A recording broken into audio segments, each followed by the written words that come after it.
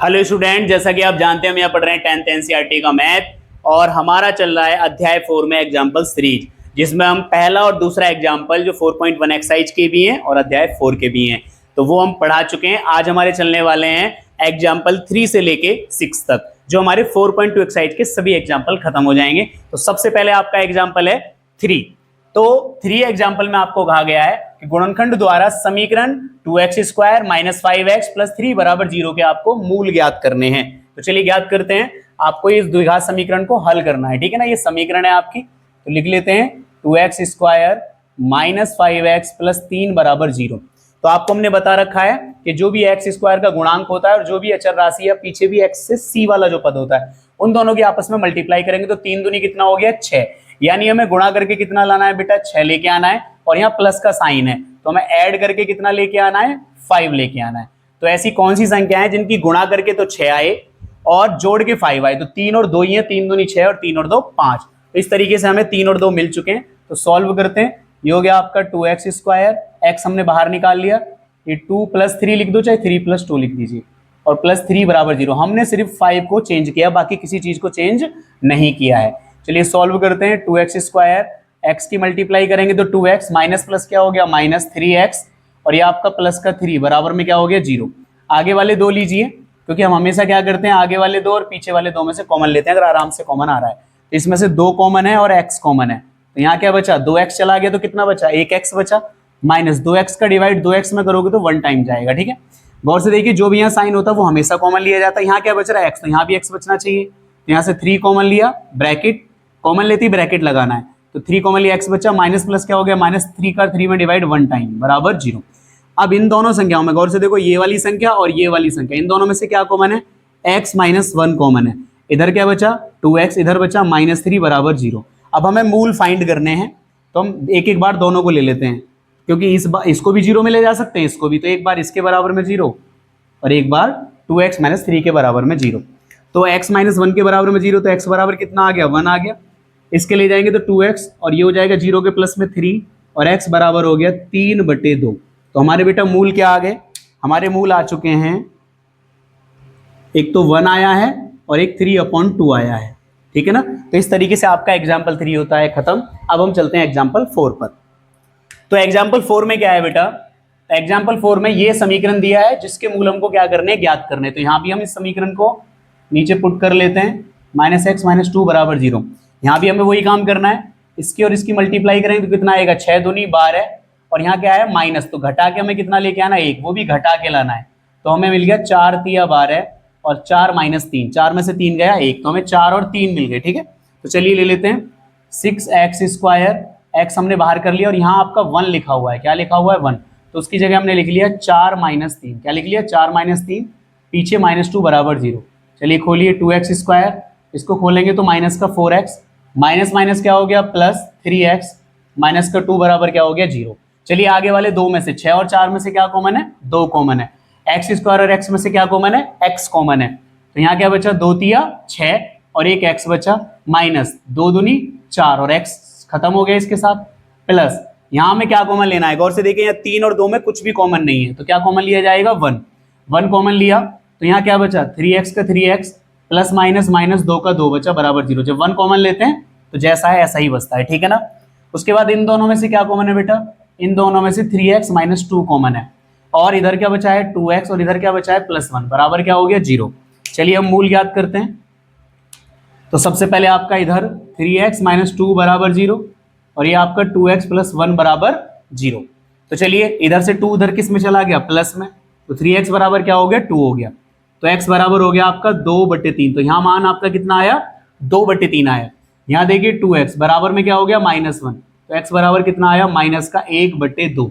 तो आपके बेटा यहाँ मूल क्या आ चुके हैं, यहाँ आपके मूल आ गए हैं, एक तो आ गया है 2/3 और एक आ गया है -1/2। तो इस तरीके से हमने यहाँ दोनों मूल फाइंड कर लिए हैं, इसके भी और इसके भी। तो आपके तीसरा और चौथा एग्जाम्पल दोनों हो चुके हैं। अब चलते हैं अपने अगले 5th एग्जाम्पल पर।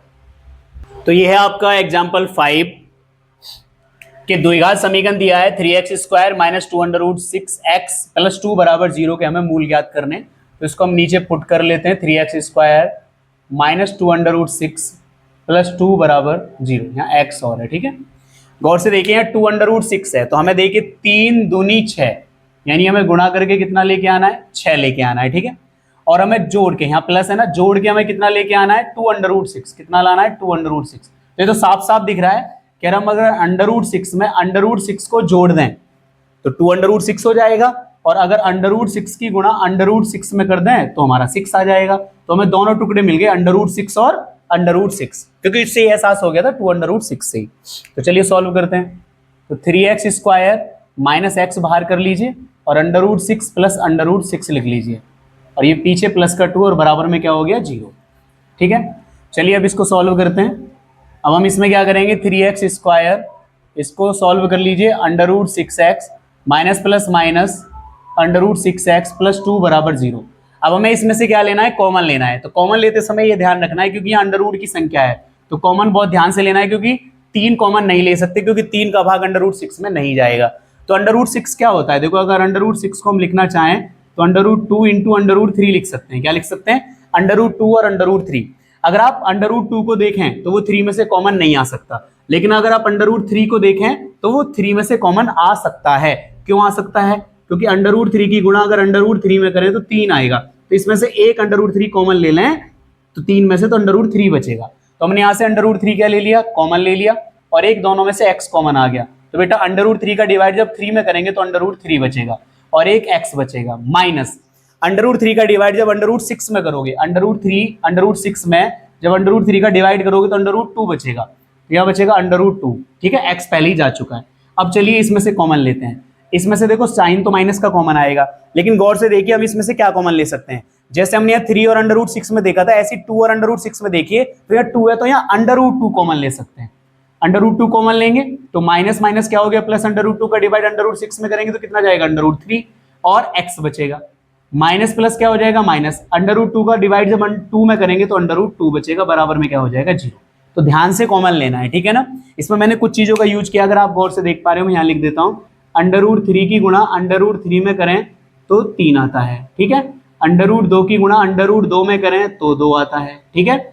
अगर आप गौर से देखो √3 की गुणा √2 में करें तो √6 आता है, और अगर √6 को √6 में जोड़ें तो 2√6 आता है, और √6 की गुणा √6 में करें तो 6 आता है। तो इन चीजों का यूज हुआ है, ठीक है ना।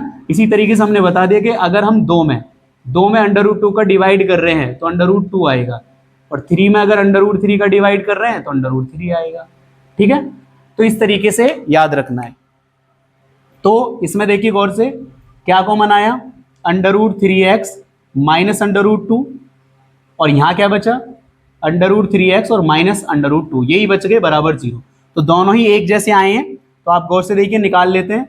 √3x माइनस √2 बराबर 0, तो √3x इधर आ गया, √2 उधर किस में चला गया, प्लस में, तो x बराबर आ गया √2 बटे √3, और हम एक साथ लिख रहे हो तो पूरे √ के साथ एक साथ लिख सकते हैं, √2/3। तो इधर भी आपका यही आएगा, x बराबर √2/3, क्योंकि ये दोनों बिल्कुल एक जैसे हैं। तो आपके मूल क्या आए हैं बेटा, तो आपके मूल आए हैं √2/3 और √2/3, यानी √ दोनों में है तो दोनों को एक साथ लिख सकते हैं। अब हम चलते हैं अपने लास्ट एग्जाम्पल 6 पर। तो ये हमारा एग्जाम्पल 6, जिसमें कहा गया है कि अनुच्छेद 4.1 को हमें सॉल्व करना है। तो बुक के चैप्टर 4 के जब बिल्कुल शुरुआत में जाओगे तो वहाँ एक आकृति 4.1 है, जिसको अनुच्छेद 4.1 के रूप में बताया गया है, और वहाँ बताया गया है कि आपकी एक ऐसी आकृति है जिसमें जो लंबाई है वो 2x+1 है और जो चौड़ाई है वो x है। तो अगर हम इसको एक कंडीशन के आधार पर माने तो ऐसे बता सकते हैं कि किसी आयताकार बाग या आयताकार खेत की जो लंबाई है वो चौड़ाई के दुगने से 1 अधिक है, और उसका जो क्षेत्रफल है वो 300 वर्ग मीटर स्क्वायर है। ऐसे भी बन सकता है, लेकिन फिलहाल हमें जो आकृति दी हम उसके हिसाब से देखें तो हमें लंबाई भी पता है, चौड़ाई भी पता है। तो लंबाई कितनी है, तो लंबाई आपकी है 2x+1, और बेटा चौड़ाई कितनी है, चौड़ाई है आपकी x, और क्षेत्रफल कितना दिया है, क्षेत्रफल दिया है 300 वर्ग मीटर। और हमारे हिसाब से क्षेत्रफल क्या होता है, लंबाई गुणा चौड़ाई, बराबर कितना हो गया, 300। लंबाई आपकी कितनी है 2x+1, और चौड़ाई आपकी कितनी है x, बराबर कितना हो गया 300। मल्टीप्लाई कीजिए, x की 2x में मल्टीप्लाई करोगे तो 2x², x की 1 में मल्टीप्लाई करोगे तो x, और 300 इधर किस में आ गया, माइनस में, तो बराबर 0। तो अगर आप देख पा रहे हो तो ये एक इक्वेशन बनती है, ठीक है। अब इस इक्वेशन को हमें क्या करना है, सॉल्व करना है, जो कि हम यहाँ लिख के सॉल्व करेंगे। ठीक है, हम यहाँ लिख लेते हैं 2x² प्लस x माइनस 300 बराबर 0। तो हमें ये समीकरण उसने कहा है कि आप उससे बनाइए और उसको सॉल्व कीजिए और उसकी विमाएं निकालिए कि लंबाई चौड़ाई कितनी है। तो हमें लंबाई चौड़ाई निकालने के लिए x का मान ज्ञात करना पड़ेगा। ठीक है, तो चलिए हम इसको सॉल्व करते हैं। तो इसके देखिए 300 दूनी कितना हो गया, 600 हो गया। हमें दो टुकड़े ऐसे ढूंढने हैं जिनकी गुणा करके कितना आए, 600 आए, और घटा के कितना आए, 1 आए, यानी गुणा करके 600 आए और घटा के 1 आए। तो हम 600 के फैक्टर कर लेते हैं। 2 से 300 बार, 2 से 150 बार, 2 से 75 बार। देखो मुझे पता है कौन से टुकड़े हैं, लेकिन मैं आपको करके दिखा रहा हूँ। ठीक है, जिससे आप भी कभी निकाल पाओ अगर ना पता हो। 5 से 5 बार और 5 से 1 बार। और से देखिए 2 दूनी 4 दूनी 8 3 24 और 5 पंजे 25। 25 में से 24 के कितने आ गए, 1। तो हमें मिल गए 25 और 24। तो देखिए 2x² प्लस x हमने अलग कर लिया और वो मिल गया 25 माइनस 24, और ये पीछे आपका माइनस का 300 बराबर हो गया 0।